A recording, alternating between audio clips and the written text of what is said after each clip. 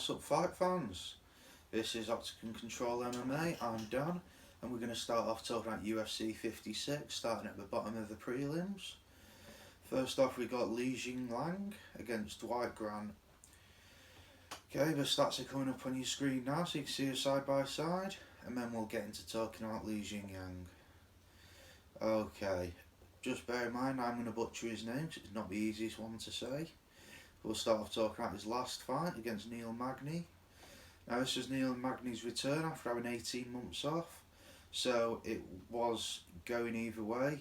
Jingliang actually went into a favourite in this one, which surprised me when I watched it back, just being on how dominant Magny is and the wins he's had quite recently. Okay, so let's start off with the biggest thing in this fight. Jingliang's got a very short reach, 71.5 inches, which for welterweight, and especially for being 6 foot, is very small. Magny, in comparison, 6'3" and has an 80-inch reach, which is quite high for the division as well. Okay, so what Jingliang did well from the off is he clinched up with Magny against the fence. He spent a lot of time going for takedowns and a lot of time working on clinch strikes, which, when you've got such a reach disadvantage, is very impressive. It shows a lot of high fight IQ to know that that's your best option in this. Second round, again, a lot of clinch work up against the fence.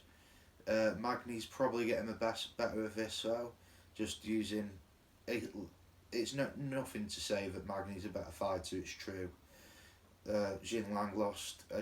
He was on the wrong end of a dominant decision. Magny deserved to win that fight. Magny's a good fighter. Losing to Magny doesn't mean you're a bad fighter. All those things are true.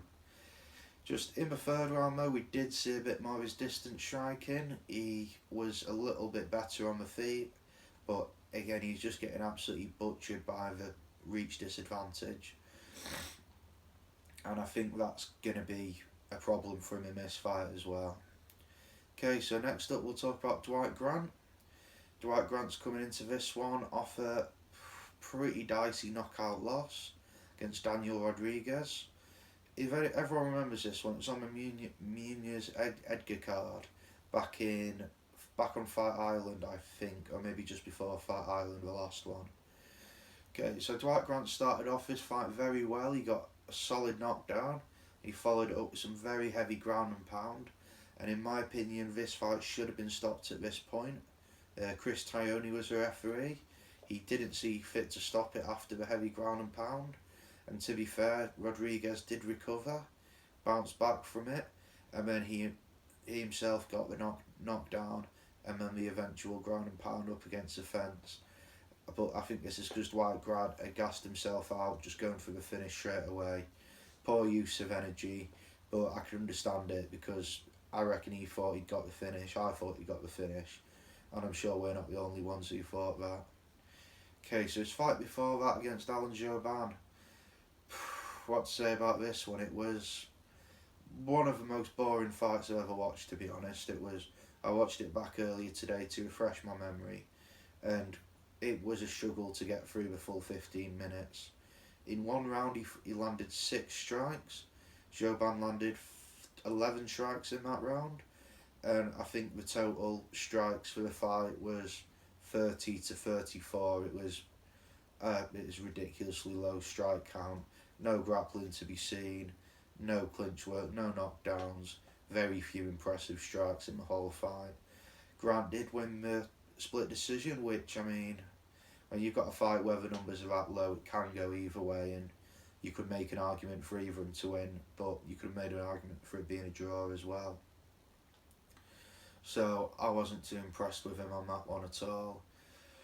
So for the result, I'm going to have to go with Jingliang on this one. He is coming in at a big favourite as well, 10 to 21, minus 210, whereas Grant's coming in at a 7 to 4, plus 175.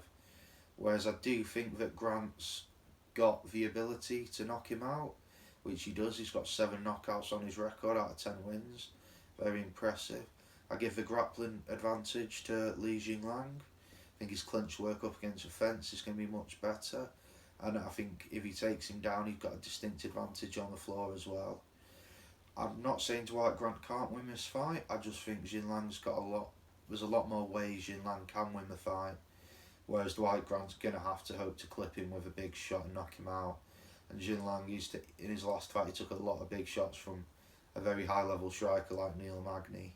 So he's clearly got the chin to ride him through this one. So that's going to be my pick. Li Jingliang at 10-21, minus 210. The odds for the stoppage wins and decision wins haven't come out just yet. So they're normally out on Wednesday on Bet365, which is what I use. So I will do an update on one of my Wednesday videos if I've changed my opinion when those more extensive odds have come out. Alright, so that's going to be my first fight for UFC 256. Hope everyone enjoyed the video, like and subscribe. Follow me on Instagram. This has been Octagon Control MMA. I've been Dan. Hope everyone has a great day and goodbye.